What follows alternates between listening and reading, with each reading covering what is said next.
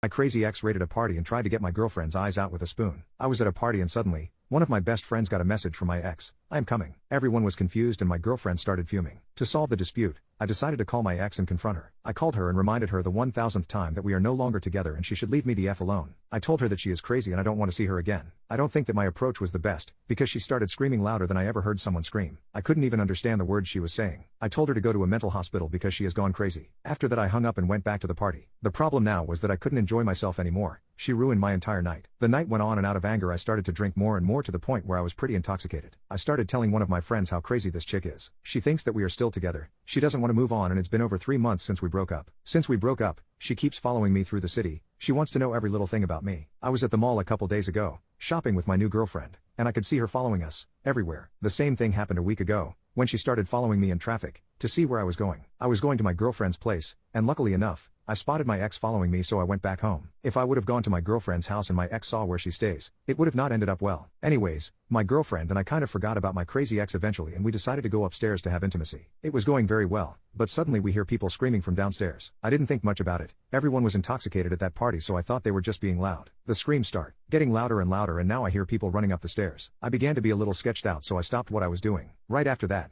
I hear someone knocking on the door aggressively and people screaming outside the door. I thought that those were my friends effing with me so I told them to stop and leave me alone. But I was so wrong. They were not my friends knocking on the door. It was my crazy ex. Luckily, the door was closed with a key so she couldn't get in, but she was screaming that she is going to break the door if I don't open up. The girl whose house we were in also was at the door and begged me to open the door so she wouldn't break it and that's what I did. I opened the door and saw my ex with a spoon in her hand. I told her to calm down and to come with me outside so we can speak. She wanted to remain there to speak and refused to go outside. I felt like I was speaking to a wall. She didn't want to hear a word I was saying. She was just screaming like crazy the entire time. Out of the blue, she started to slap me. I did my best to stop her, but my girlfriend intervened. She jumped on my ex and started fighting with her. It was not good. I didn't want my night to end up like this. My ex was much stronger than my girlfriend. She managed to put her on the floor. She grabbed the spoon and wanted to hit her with it while screaming, "I'm going to take your eyes out." I couldn't let this continue so I grabbed my ex, put her on my shoulder and went as fast as I could downstairs with her. I went outside with her and did my best to calm her down. I told her that I am calling the police if she's not leaving right now. She started crying and left quickly after. As she was leaving, she kept screaming, "It's over only when I say so." I went back into the house, calmed my girlfriend down and left with her home soon after. My girlfriend insists on filing a police report on my ex because she will not stop. I am considering going to the police, but at the same time I don't want to ruin my ex's life. Any ideas on what I should do?